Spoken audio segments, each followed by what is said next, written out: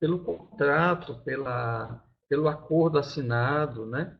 Pelo acordo feito com as instituições. Então, cabe bem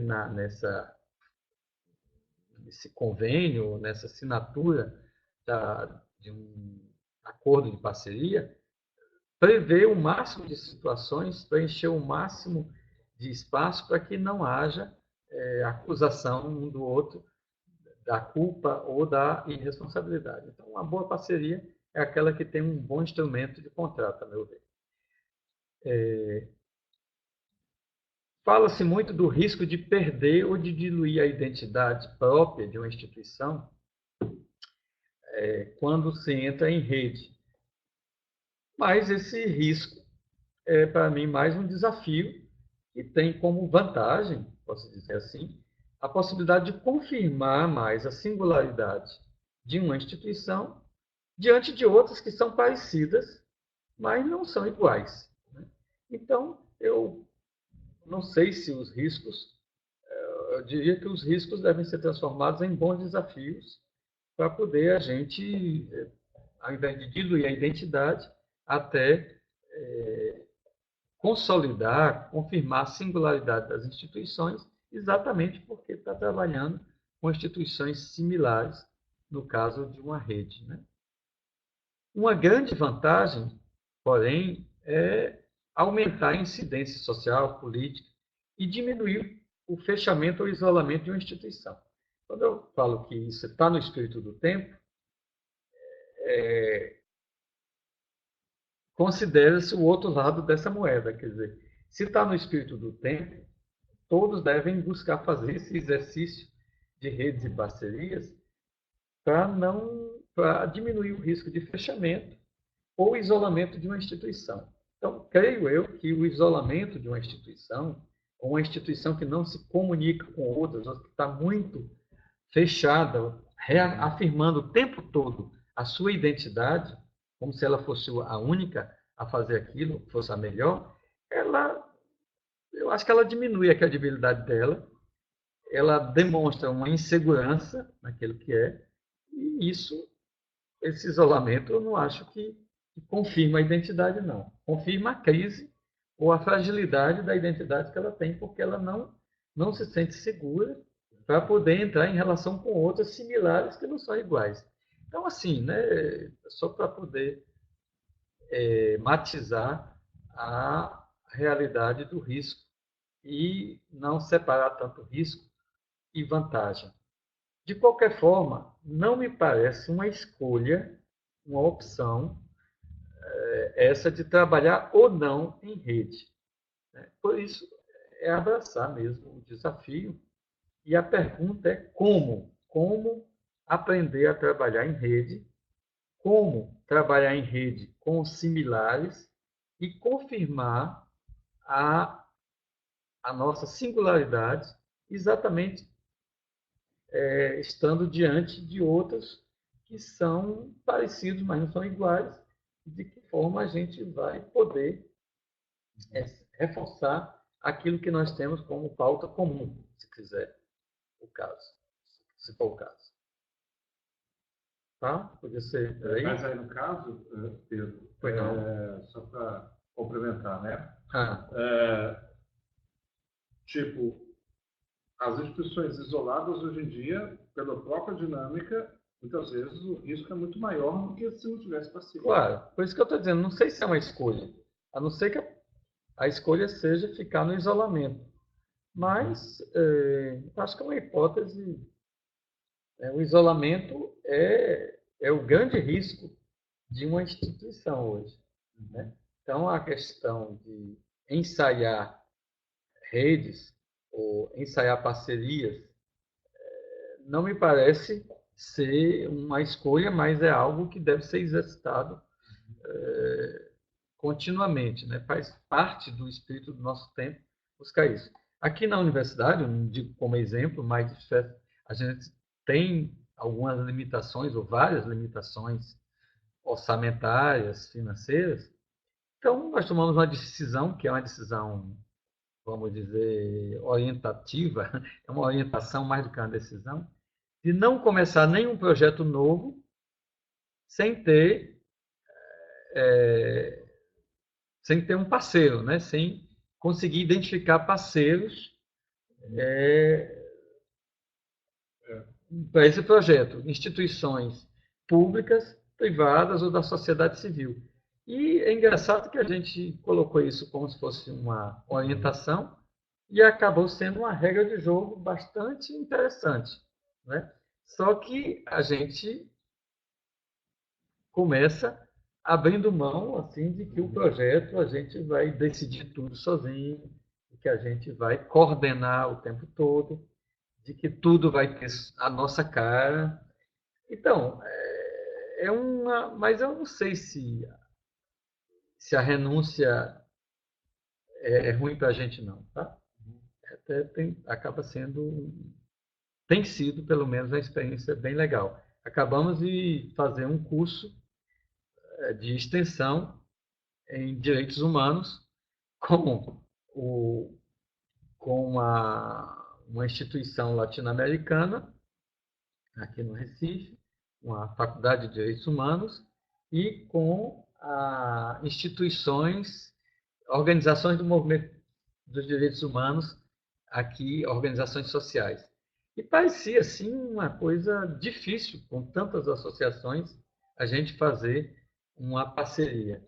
E a gente concluiu a turma ontem com uma avaliação muito positiva e um aprendizado para todas as partes, né? Só que o resultado não foi só da Universidade Católica, foi de todo mundo, né?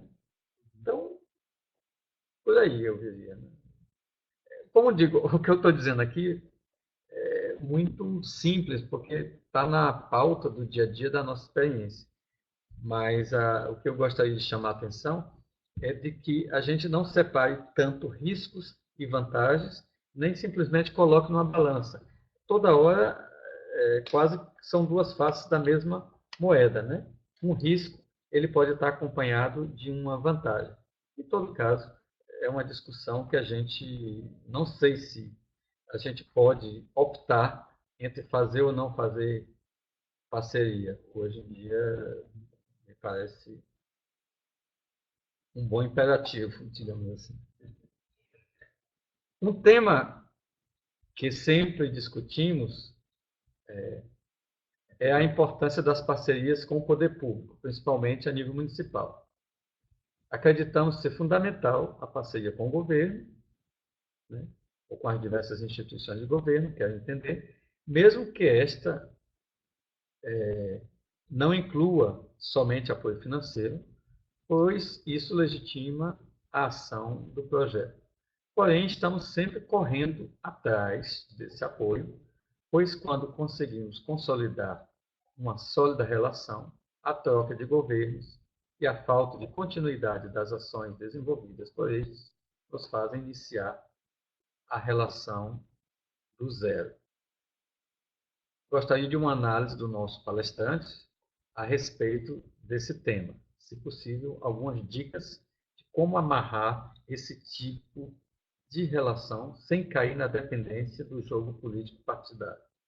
Ufa, é uma pergunta de fôlego, né? Então, começar agradecendo ao Augusto por essa pergunta, que é um verdadeiro roteiro, né? A gente fui lendo pausadamente para poder a gente ir se apropriando dos vários elementos implicados na pergunta. Então, Augusto, eu diria o seguinte: essa parceria com o poder público não só é fundamental, mas me parece indispensável, sobretudo no Estado democrático de direito, com o rosto social, que é o nosso Brasil.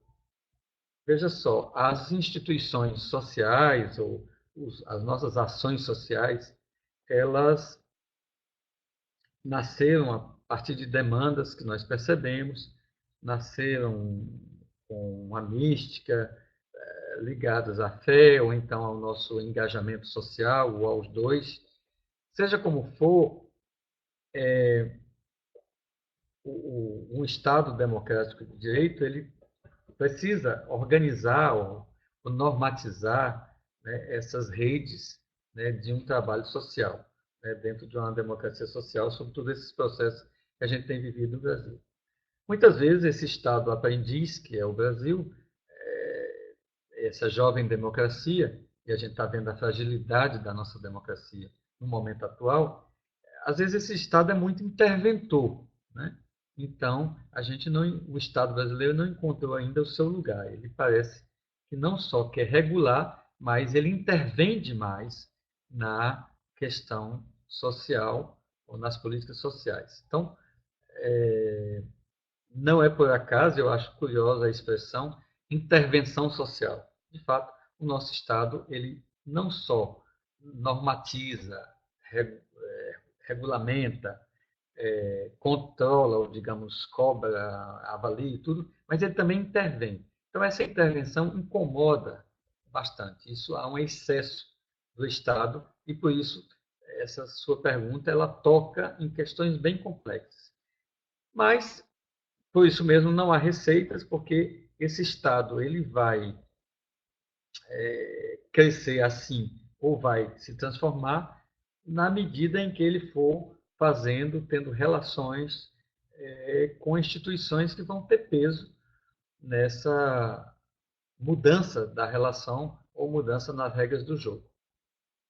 O que se pode dizer, que é óbvio, é que é um exercício contínuo. Por isso, não sei se dá para amarrar uma experiência ou umas dicas muito claras. Agora, essa noção de exercício, né? Essa noção de exercício, inclusive exercício contínuo, é muito própria da espiritualidade inaciana. Então, daí a gente não tem uma resposta, mas tem uma pista.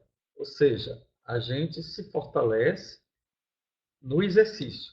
Exercitar essa relação com o poder público, inclusive com esse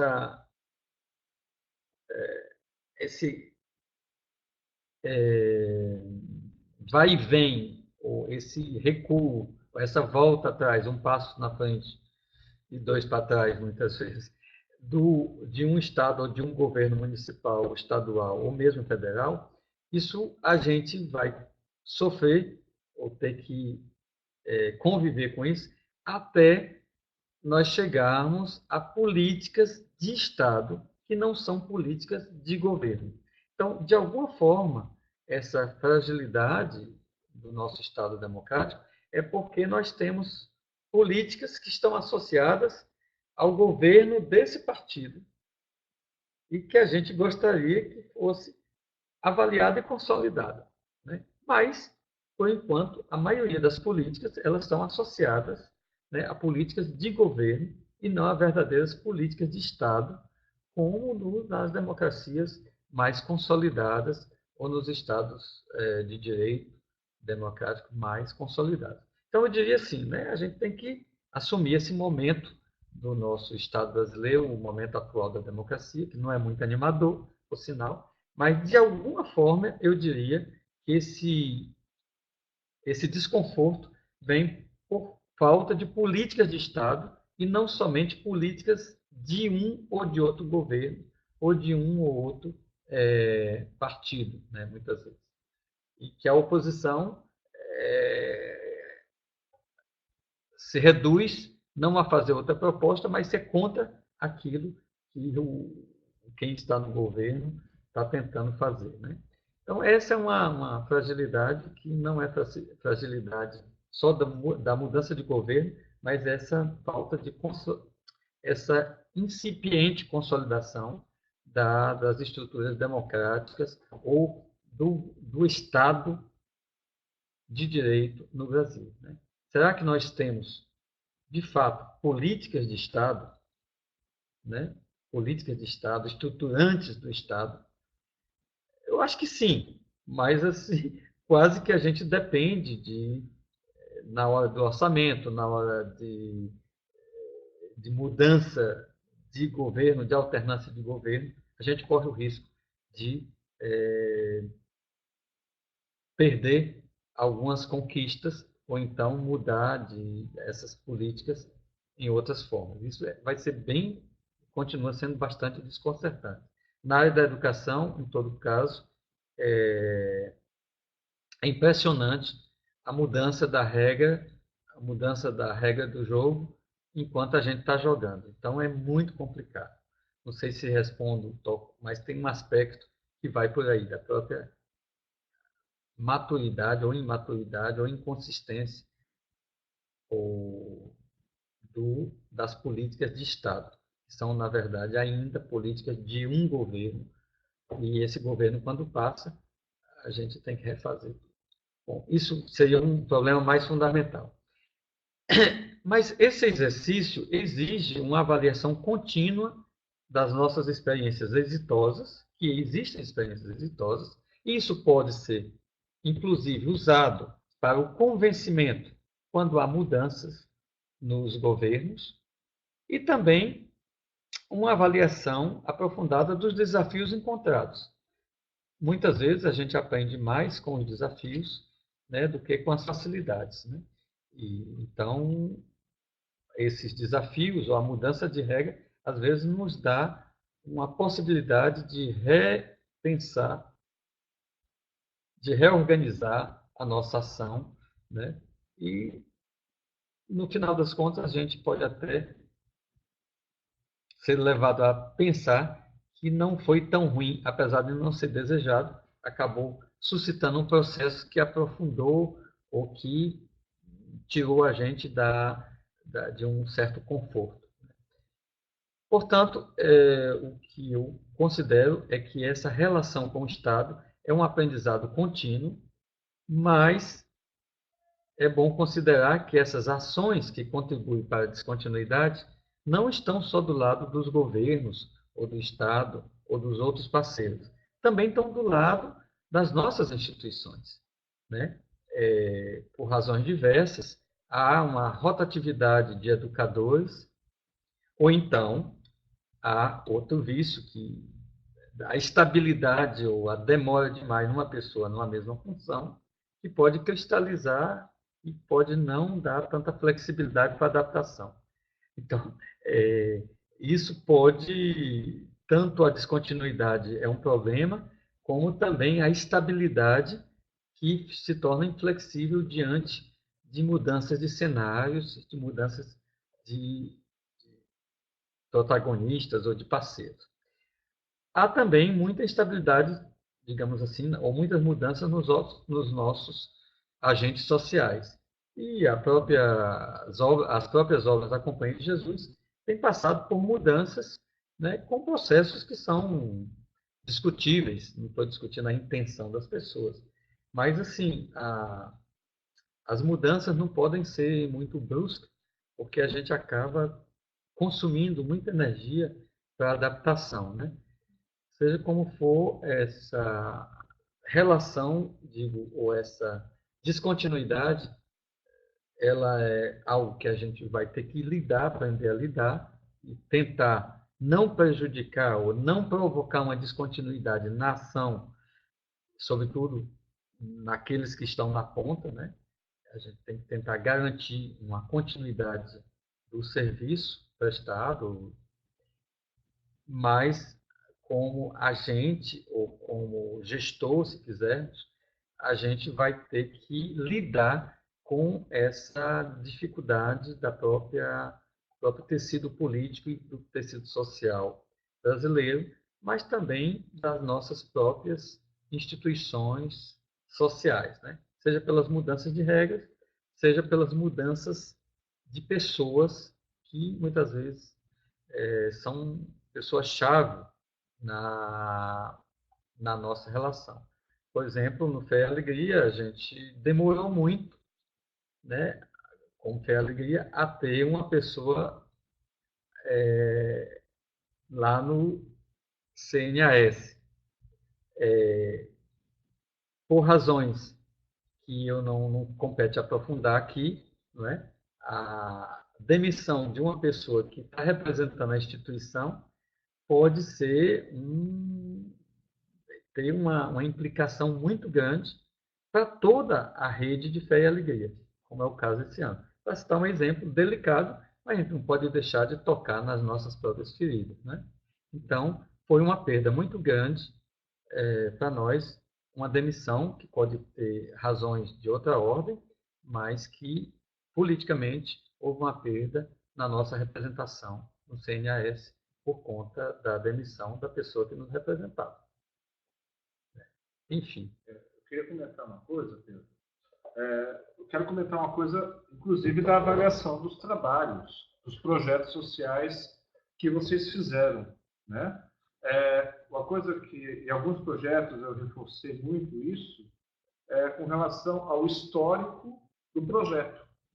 Por exemplo, tem alguns projetos que eu corrigi da Unicinos, né, na grande maioria da Unicinos, em que tinha um histórico muito bom, só que eles não valorizaram o histórico, entendeu? Tipo, o projeto está há 10 anos aqui, poxa, mas qual a incidência disso nessa realidade durante 10 anos? Né? Então, a valorização um pouco desse histórico do projeto, que eu achava bom, até por uma questão da continuidade do projeto. Né? Uhum. Então, a valorização do histórico. Outro ponto que eu sempre toquei, né, eu peço desculpa para os alunos que eu fico até muito chato nos projetos, nas avaliações, é com relação ao detalhamento dos indicadores e do monitoramento dos projetos. Por quê? Porque quando vem uma, entre aspas, uma auditoria, vem, esse projeto não tem continuidade, mas as avaliações são positivas. Me explico? Né? Isso é, a valorização do projeto pelo que são assistidos, né, é o elemento chave, muitas vezes, para essa continuidade diante do projeto, diante da realidade e mesmo diante das outras, diante do grande público. Né? Então, é um pouco isso que eu percebo. Né? O histórico, os indicadores que a gente tem levantado e o monitoramento. Está sempre monitorando para ver como que está sendo a incidência durante toda a aplicação do projeto. E terminar o projeto com um dado concreto. Nós conseguimos atingir a meta ou não, nós não conseguimos atingir a meta. Não sei se foi claro. Né? Acho que isso é um ponto importante. Uma coisa assim, que me incomoda um pouquinho, e olha que eu estou na função da gestão de uma universidade, que eu tenho que me preocupar com a questão da sustentabilidade. Agora, há projetos, sobretudo no campo social, que eles nunca serão sustentáveis, né? Assim, a rigor. Então, assim, será que não há também um abuso dessa questão da sustentabilidade do projeto? Outra coisa que incomoda, que a gente, né, por um lado, a gente precisa esperar frutos, e tem que avaliar se há resultados concretos. Por outro lado, a gente sabe que no campo social, na mudança social, na transformação de realidades bastante sensíveis e realidades históricas de pobreza ou de empobrecimento, de falta de oportunidades, de falta de tudo, a gente querer resultados imediatos seria, assim, quase da ordem do impossível, ou então se contentar com algumas ilusões de ótica, né? Então, assim, isso é uma dificuldade que eu tenho. Como combinar a sustentabilidade, né, em relação a projetos sociais? Qual é o tipo de sustentabilidade que a gente deve buscar, não é? E a questão dos resultados, porque se... Bom, é um problema para nós é o Evangelho, na verdade. O Evangelho é um problema, porque, de certa forma, era aquele projeto que está dando menos resultado, que deveria ser a nossa maior prioridade. Durma com esse barulho, né? Quer dizer, como que um projeto que está mais fragilizado, a gente vai sangrar? Por outro lado, não dá para manter um projeto, como dizia Lucílio, somente porque ele tem uma tradição. Tem que saber um momento em que ele deu o que tinha de dar e talvez tenha que descontinuar para fazer uma outra opção. Ou seja, a gente tem que estar numa vigilância contínua, ou dentro do jargão inaciano, né, é um discernimento aberto. Né? Agora, a gente não pode ter um rigor, rigor tem que ter, não pode ser muito severo na busca de resultados quando a gente está lidando com públicos ou com realidades muito frágeis, né? Então, a gente pode abortar um projeto que não deu ainda resultado, mas, no entanto, ele é muito bom. Ele tem tudo para dar certo, mas não deu ainda. Olha, eu não estou ajudando porque, para mim, é uma questão, é uma equação que eu não sei resolver. E, muitas vezes, por imperativos de lei, por imperativo financeiro, a gente, ou por uma busca de resultados, a gente coloca em sangria um projeto que a gente tem certeza, tem uma convicção que é bom, mas que não deu o resultado esperado ainda. Enfim, na linha de projetos sociais, os projetos sociais também mudam as nossas previsões, né? A gente precisa quase que prever o imprevisível ou estar disposto a aprender do, do aqui no Nordeste a gente diria, né? A plantação nascer, a flor nascer em plena seca, né? A flor do sertão, né? Como dizia Dom Helder, o deserto é fértil, né? Mas tem que aprender a conviver com a aridez do deserto. Bom, isso são coisas que eu digo que fazem parte quase que da sabedoria popular, da sabedoria dos povos, e que a gente deveria também, já que nós temos muitas capacitações, é, podemos ter uma série de bizus ou de pistas de como fazer isso ou aquilo, de como medir tais resultados, a gente também deveria dar, de vez em quando, uma chance para que a sabedoria popular ou as lições da nossa experiência ou as grandes intuições que a gente acaba tendo também no contato com realidades ou com pessoas, para que isso possa também ter espaço, né? O espaço do imprevisível ou o espaço do novo, né? Do inovador. Bom, mas isso, para concluir, antes de vocês colocarem, eu espero, talvez não tenha sido muito provocador, mas em todo caso eu faria como consideração final 3 pequenos pontos, né? Eu sinto a necessidade da gente aprofundar ou discernir, ou distinguir melhor o conceito de rede, de parceria, de convênio, né? Assim como a gente precisa ver que voluntariado no Brasil é objeto de um documento assinado que é para muitas pessoas uma dificuldade. Mas, assim, como distinguir melhor essas realidades, rede, parceria, convênio, né? Para a gente tirar de cada uma dessas modalidades de entrar em relação com o outro o melhor que elas podem dar, né? Então, não é uma questão conceitual, como dizer, para que elas possam dar o melhor que elas podem dar, mas possam diminuir essa expectativa vaga que a gente tem, né? De falar que eu faço parceria com todo mundo.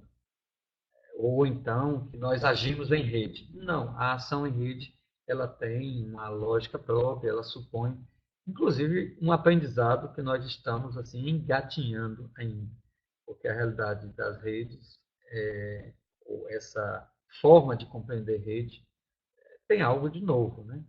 Então, a gente não pode simplesmente batizar de rede aquilo que é funcionamento de um conjunto de instituições.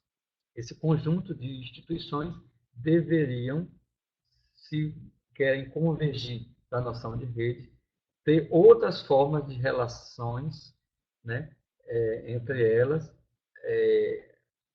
que eu digo que passa pela questão da diferença, processo de diferenciação, atuação em conjunto, e cada atuação em conjunto confirma a identidade e a autonomia de cada um, né? Então é uma realidade bem complexa. Uma pergunta, só para exemplificar. A Fiuk seria uma rede? Não. A gente usa, né? Mas isso que eu falando, porque é uma linguagem. Não, é uma federação, né? Certo. Fé e Alegria é uma rede no Brasil. Eles têm a rede de ações do Fé e Alegria, mas Fé e Alegria é uma fundação, né? Então tem as regras próprias. E tem uma atuação em rede. Por exemplo, seria muito bom que o Fé e Alegria está buscando, na questão da rádio Fé e Alegria, criar uma rede de rádio de Fé e Alegria que pudesse alimentar umas às outras. Né? Mas a gente não pode dizer que isso existe ainda. Né? Não é uma... Pode usar no sentido figurado, mas eu digo assim, essa realidade nova que a palavra rede, que é uma palavra antiga, está querendo indicar, ela supõe um novo aprendizado de relacionamento entre, entre instituições, eu acho. Né? Penso eu que temos ainda que aprofundar. Não é desconfiar para não achar que a gente mudou a palavra e que nós já entramos na lógica da rede. Tem outra lógica que eu quero chamar a atenção aqui, para a gente aprofundar, para poder beber na fonte dessa novidade que a atuação em rede quer trazer num mundo globalizado, numa informação que vai muito rápida e também em pequenas instituições que têm algo em comum em vários pontos do planeta. Né? E outra coisa mais pontual, eu diria, a questão da parceria. Né? Enfim, mas o que eu chamo a atenção é distinguir e aprofundar.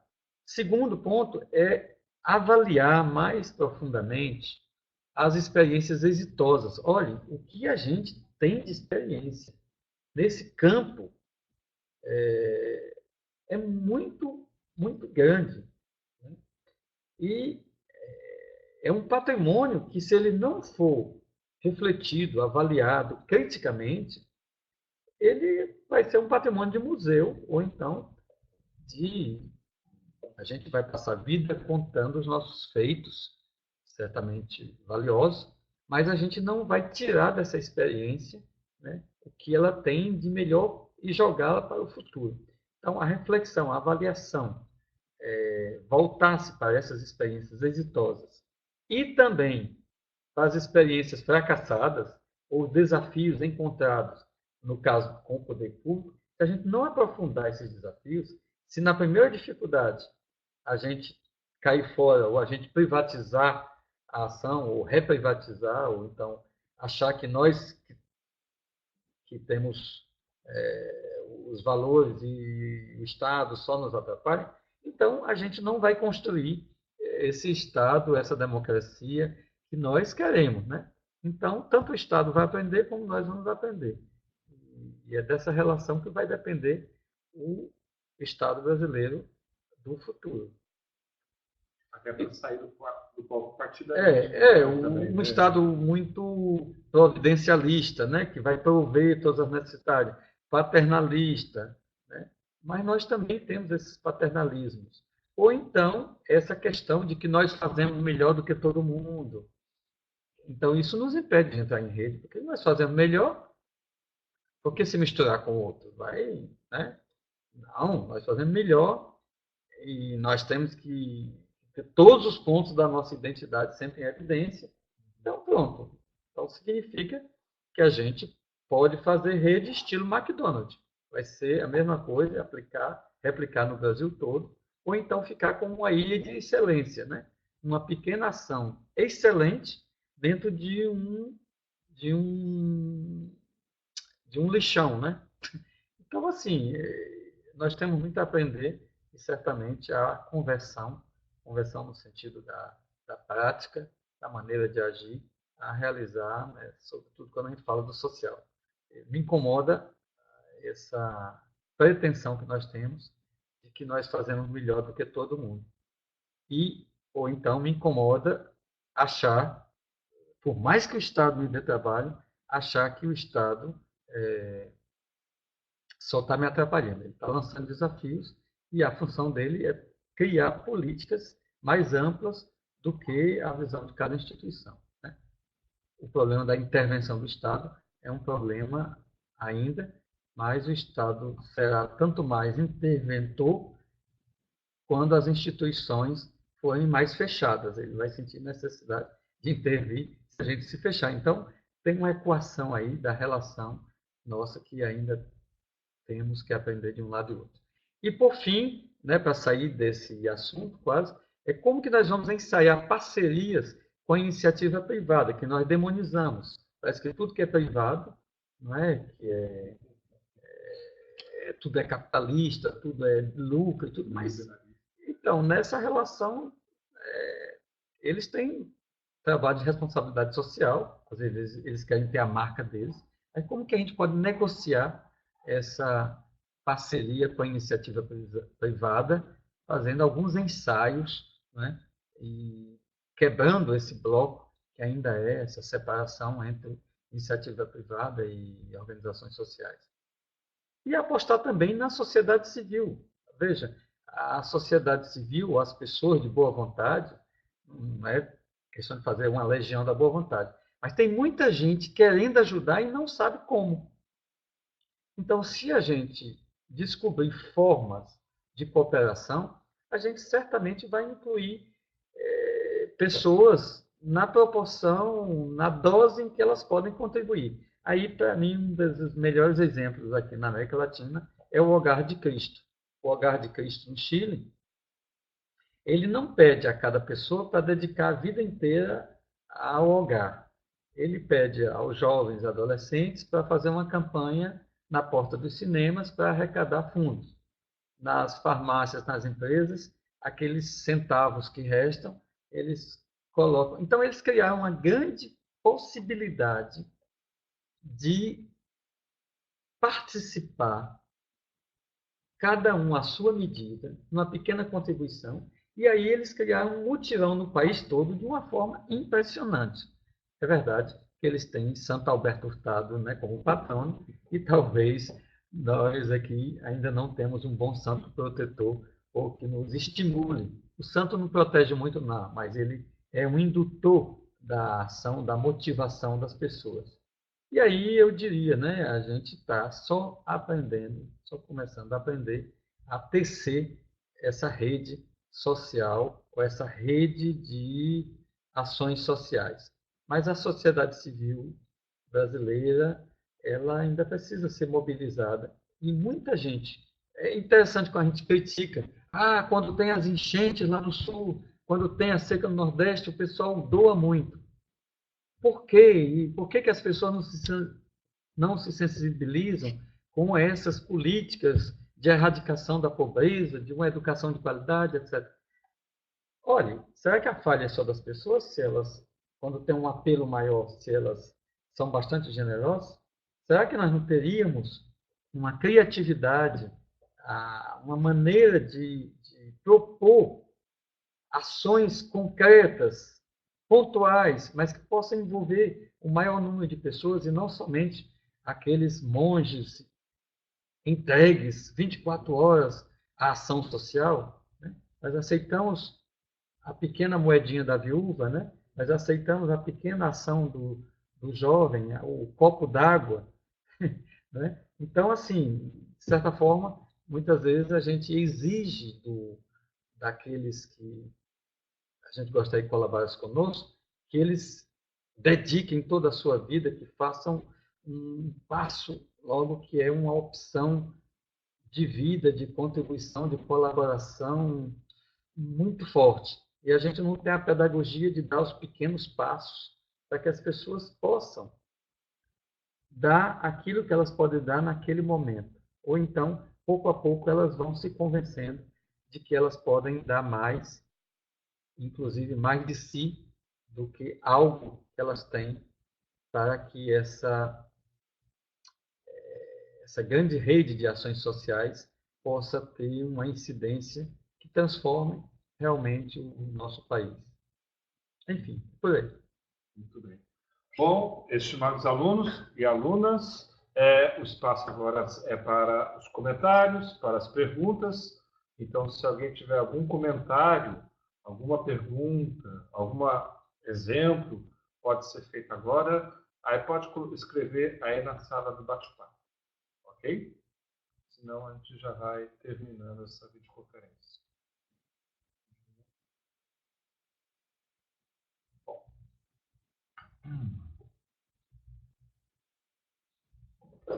Bom, já que ninguém está escrevendo, vocês hoje estão tímidos, né? Então, Eu espero não ter sido muito raso, mas a proposta era assim eu acho que vocês podem considerar esses alguns pontos que eu fui discutindo com o Lucílio e ele foi elencando aí nos slides como um ponto de partida, né? Eu não gostaria que se tirasse conclusões, porque eu acho que é importante que a gente comece a refletir sobre essas questões que foram colocadas e aprofundar. Cada um tem que fazer o próprio caminho, de alguma forma, a partir da experiência e da ação concreta que realiza. Né? e o comentário da Elzomar aqui, né, que os desafios desacomodam, né?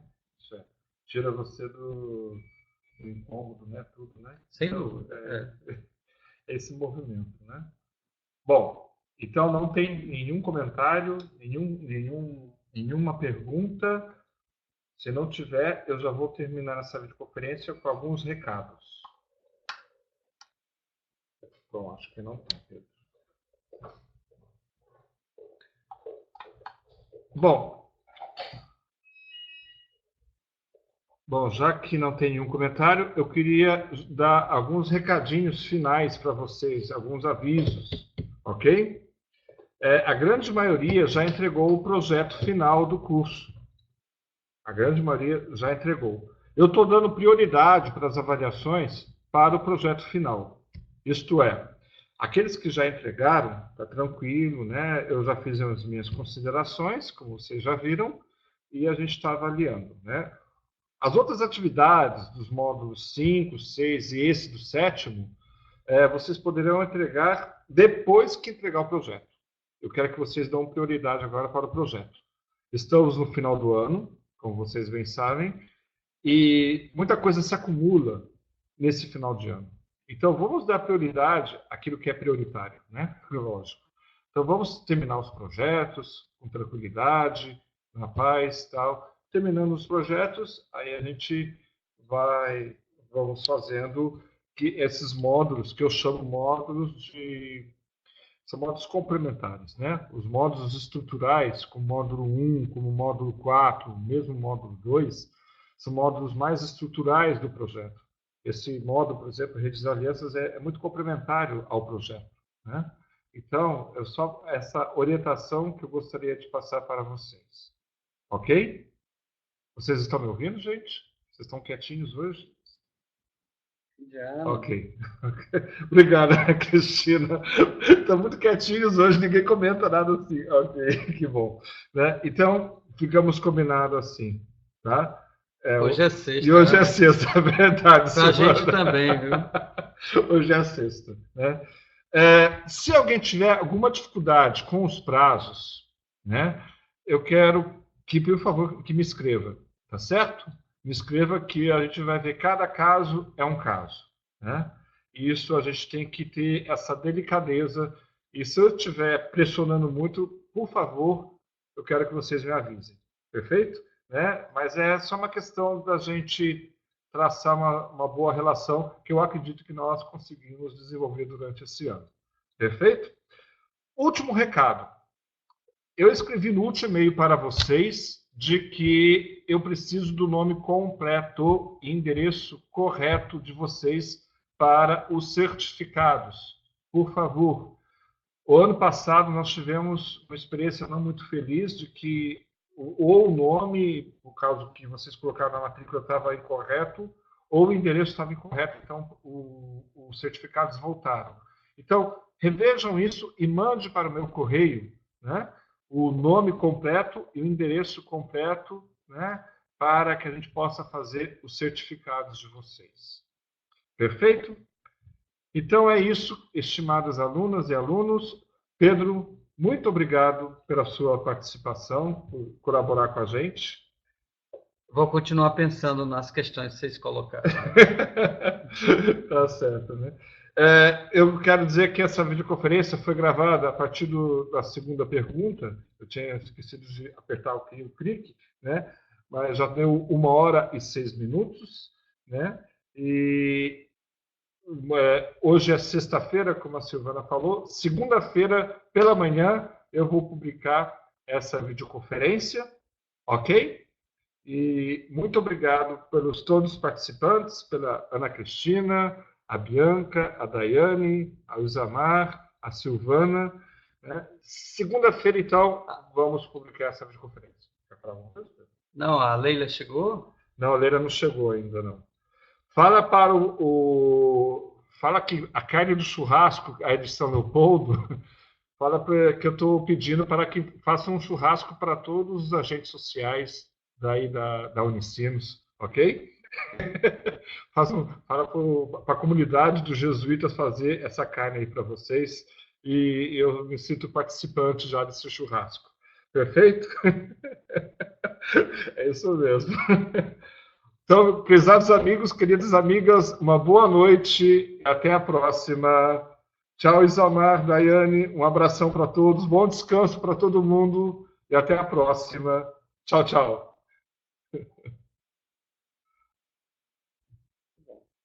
Tchau.